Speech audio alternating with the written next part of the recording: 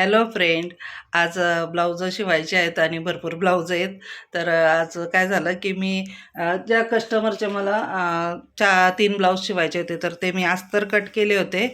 फक्त blouse पीसवर cut नव्हते केले, तर ते आता सकाळीच मी ब्लाऊज पीसवर पण करून घेतले.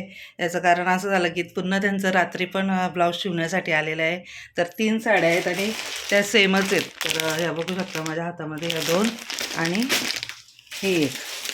तर 2 साड्या त्यांच्या मुलीच्या आहेत आणि एक त्यांची आहे. तर त्यांचा ब्लाऊज मला उद्याच द्यायचं आहे. तर हे 3 आणि तो एक, असे 4 ब्लाऊज मला शिवायचे आहेत.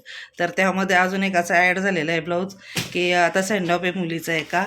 तर तिच्यासाठी हा ब्लाऊज पीस आहे आणि याचा ना नेक या पद्धतीने वर्क केलेला आहे. तर त्याचं मला मोठा नेक शिवता येत नाही आहे. तर मग मी त्यांना सांगितलं की मी त्याचं बोट नेकच शिवते. तर त्या पण हो म्हणाल्यात. पण कटोरी ब्लाऊज आहे तर याचं पेपर कटिंग वगैरे करावं लागतं, तर उशीर लागतो. म्हणून मग पहिले म्हटलं त्यांचे जे 4 ब्लाऊज शिवायचे त्यातले आता 2 शिवून घेते आणि मग 2 संध्याकाळी शिवेल, जेव्हा हा ब्लाऊज कंप्लीट होईल तेव्हा.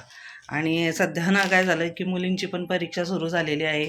ओवीची आजपासूनच परीक्षा आहे आणि तिचा अभ्यास पण घ्यायला होत नाही. मग मी काल ब्लाऊज शिवताच तिचा अभ्यास घेतला आणि थोडंफार राहिलं तर ते चारवीने मग घेतलं तिचा अभ्यास. तर असेच एकटीचंच सर्व चाललेलं असतं. मग कटिंग करायचं, त्यानंतर स्टिच करायचं आणि पुन्हा मग त्याला हुक वगैरे लावत बसायचं. तर ते काही कामं मी रात्री पण करते. तर अशा पद्धतीने आज म्हटलं 4 ब्लाऊज आहेत आणि हा एक 5. तर त्यातले बघूयात आता किती होतील आणि याचं मी कसं नेक शिवते, कसं ब्लाऊज शिवते, तर ते तुम्हाला दाखवेल नेक्स्ट व्हिडिओमध्ये. तोपर्यंत बाय बाय.